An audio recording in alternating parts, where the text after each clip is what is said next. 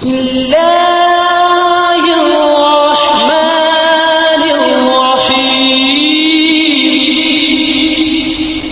کلام سارا اللہ سبحانہ و تعالیٰ کا ہے، لیکن بعض حصہ بعض سے زیادہ برکت والا ہے، حالانکہ سب میں ہی خیر ہے، سارے میں خیر ہے۔ تو اسی میں سورۃ الفاتحہ کا ایک خاص مقام ہے، اور سورۃ الفاتحہ جو ہے اس کو سورۃ شفا بھی کہا گیا ہے، رقیہ بھی کہا گیا ہے، اس کو ہر نماز میں پڑھنے کو واجب قرار دیا گیا ہے، اور پھر اس کو پڑھ کر اگر دم وغیرہ کیا جائے تو وہ بھی فائدہ مند ہوتا ہے، اور تجربے سے یہ بات ثابت ہے۔ جب صحابہ کرام میں سے کسی ایک نے راستے میں کسی سفر کے دوران ایک قبیلے کے سردار کو جو بچھو کاٹ گیا تو اس پر دم کیا تو اس کو آرام آ گیا، جبکہ اس کو کسی اور چیز سے فائدہ نہیں ہو رہا تھا۔ تو اب یہ جو خصوصیت سورۃ الفاتحہ کے اندر ہے وہ کسی اور حصے میں اس طرح نہیں ہے۔ اسی طرح سورۃ البقرہ کی آخری دو آیات بھی بہت اہمیت کی حامل ہیں، اور ان کی ایک فضیلت جو یہاں پتہ چلتی ہے کہ ان کو پڑھ کر اگر کوئی شخص دعا کرتا ہے تو وہ دعا قبول ہوتی ہے۔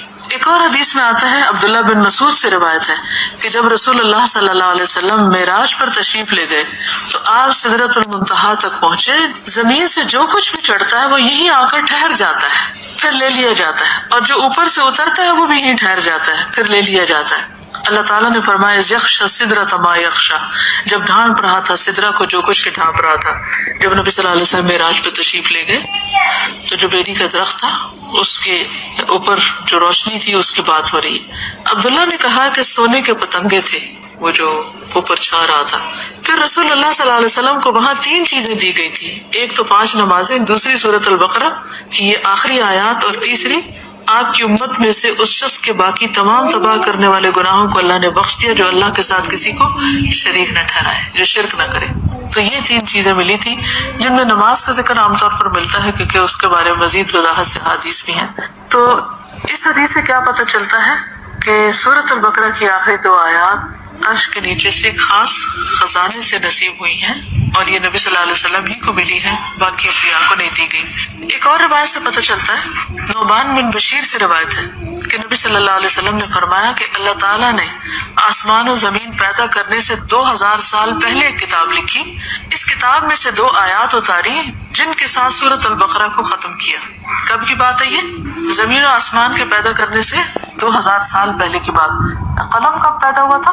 50,000 سال پہلے، باقی چیزوں کی تخلیق کی۔ جس گھر میں 3 رات یہ آیات پڑھی جائیں شیطان اس کے قریب نہیں آتا۔